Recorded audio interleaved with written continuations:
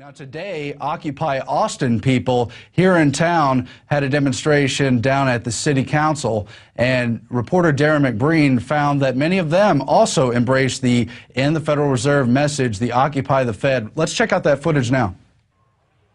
We're here in front of City Hall in Austin, Texas, where Occupy Wall Street protesters have gathered here to, well, to occupy Austin.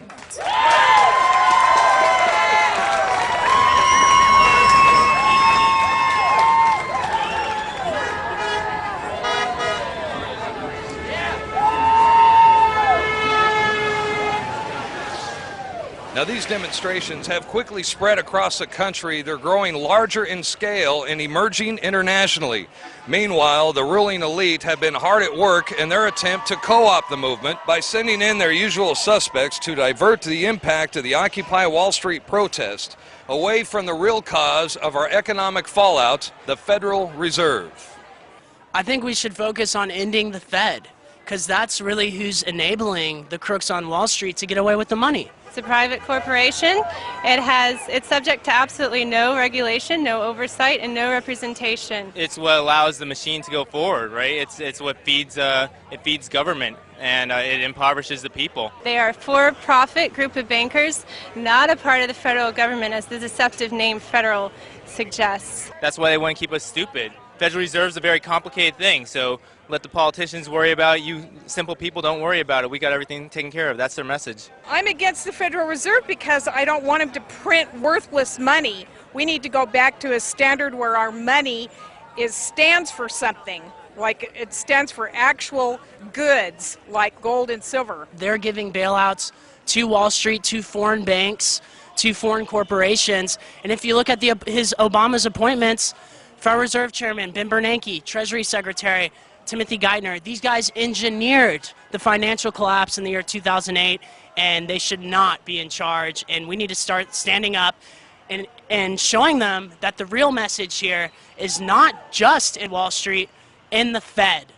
This morning, President Obama in a press conference said that he sympathized with the Occupy Wall Street protesters. Now, is it a gimmick? Is he just blowing smoke up our ass? President Soetoro, Obama? Yeah, it's a gimmick. The banksters of Wall Street and the Federal Reserve got him into office. So how can he be against the people that put him into office? It doesn't make any sense. So yeah, it's a gimmick. Where do you think President Obama stands on this? Do you think he's with the Occupy Wall Street protesters?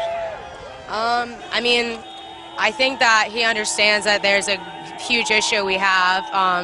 He came into office with a lot of problems already under his belt, and then the way that it's been handled since he's been in office has not really been the best way possible. Where do you think President Obama stands as far as the Occupy Wall Street protest across the country? I think he's scared shitless. He appointed Ben Bernanke from Lehman Brothers or Goldman Sachs. That's like letting the fox in the hen house. The immediate removal of Obama is necessary. We cannot wait for an election to come. Problem is, the political parties pander to the Federal Reserve System to work within our government, and so we never get past that model, that example, that paradigm, as we say. And so it very well could be the start of the Second American Revolution. So you're here respecting everybody's First Amendment right? Absolutely, absolutely. If you look around here, the interesting thing, I see half of these activists, we interact with them. They're residents of Austin, and what we want to make sure is that we keep our residents that are exercising their constitutional rights safe. You always get nervous about somebody from the outside trying to come in and cause problems. So you don't expect any trouble today? No, not in Austin. Austin, Texas shows, and our activists show how to do things. Right. You don't let your message get lost in your approach. We're peaceful, man. We're about keeping it weird, but most important, we're about keeping it safe. And that's why we're one of the safest cities in the country. I'm really proud of the people out here. Anything you want to say to Alex Jones? You tell Alex, I have not seen you. I haven't heard from you. Call me. You called me a communist Cuban the other day, and I want to talk to you about it. See you, Alex. Thanks, Art. Thanks for implementing unconstitutional blood draw checks for DUI checkpoints and other unconstitutional measures. But of course, the police were allowing the protests to go forward, people to have their First Amendment. But that image you see of the binoculars surveying the public, that's the image of the establishment everywhere in cities all across the country, being very concerned, watching with extreme caution that not only is there an anger against Wall Street and the financial system in general, but that it's beginning to swell around the issue of the Federal Reserve, and it needs to continue to be. So I want to urge you again to embrace the Federal Reserve issue wherever you are and occupy that issue if you're going to occupy anything and participate in that. Now, coming up after the break, we do have Stuart Rhodes, founder of Oath Keepers, on why his organization is joining in the Occupy Wall Street and Occupy Federal Reserve movements.